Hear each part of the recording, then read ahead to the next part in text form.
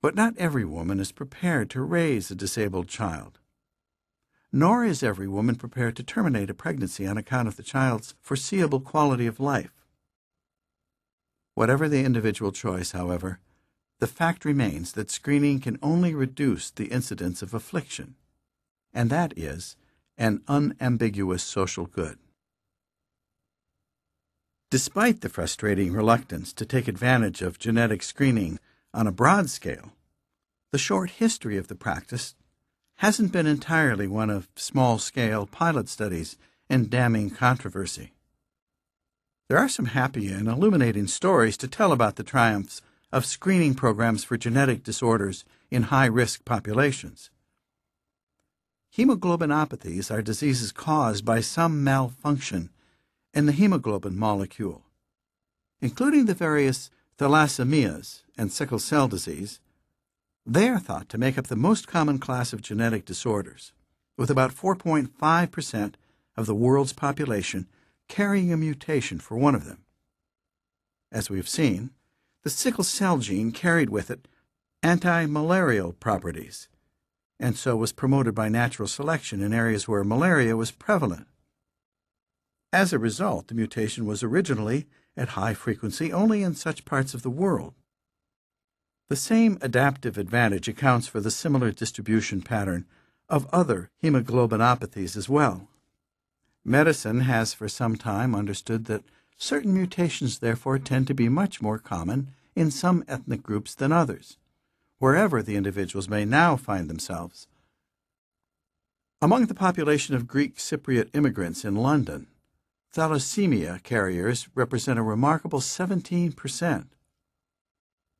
In its severe form, the condition is the most pernicious of the hemoglobinopathies, resulting in misshapen and sometimes nucleated red blood cells that cause enlargement of the liver and spleen, often leading to death before adulthood.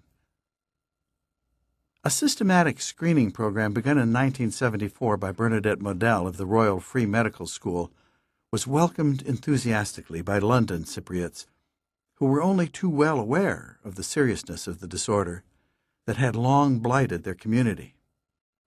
A similar program in Sardinia, also begun in 1974, has dramatically reduced the incidence of thalassemia from 1 in 250 to 1 in 4,000.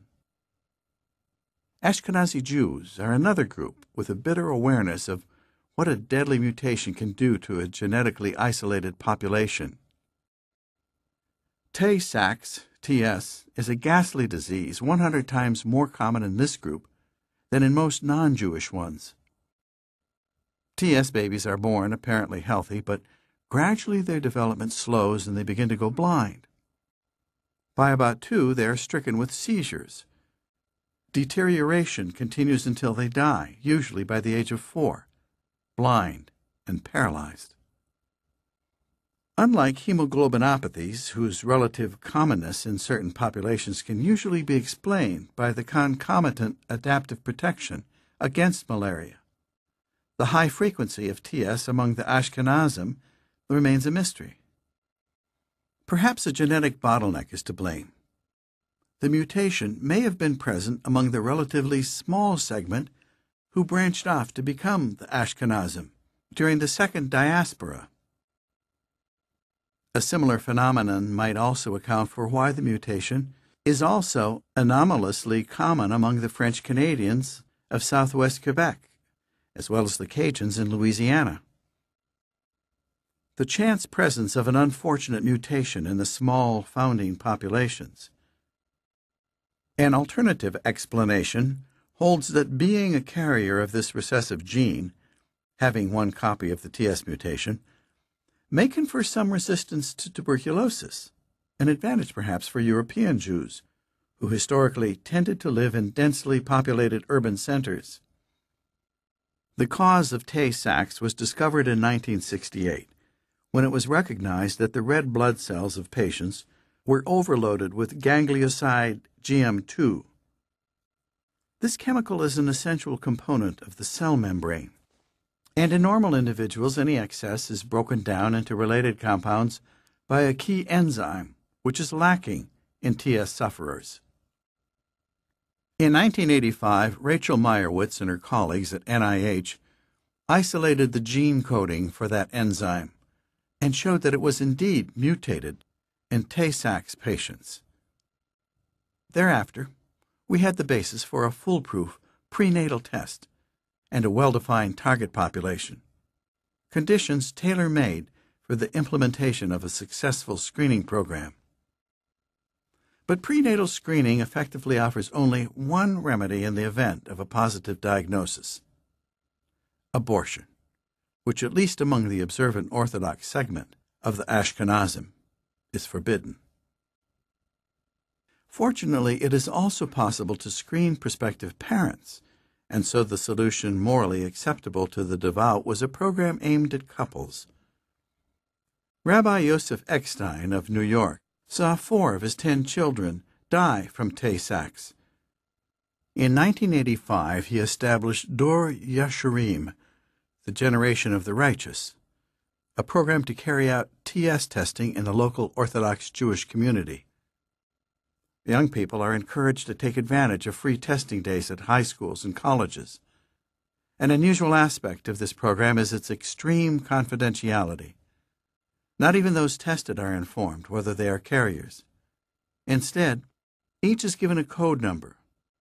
Later, when 2 people are contemplating marriage, they each phone Dor Yeshurim and give their numbers. Only in the event of both being carriers is the status of either partner revealed, together with an offer of counseling. This disclosure on a need-to-know basis is intended to avoid stigmatization of carriers while still countering the threat of Tay-Sachs. To date, the Dor Yeshurim program has tested more than 70,000 individuals and detected more than 100 couples at risk. Steadily reducing the incidence of Tay-Sachs, it would appear an unqualified success. Yet there are those within the Jewish community who find fault with it. Some see coercion in the program's call for all young people to be tested, and intimidation in its strong recommendation that some individuals reconsider their decision to marry.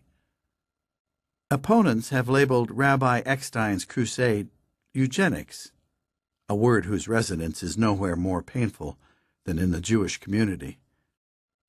But such demagoguery hardly alters the central fact of the matter.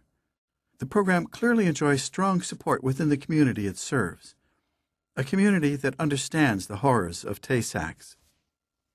Indeed, Dor Yeshurim has demonstrated that a screening program can be both effective and culturally responsive, working even in a situation where social mores and religious precepts seem to be at odds with genetic testing in principle.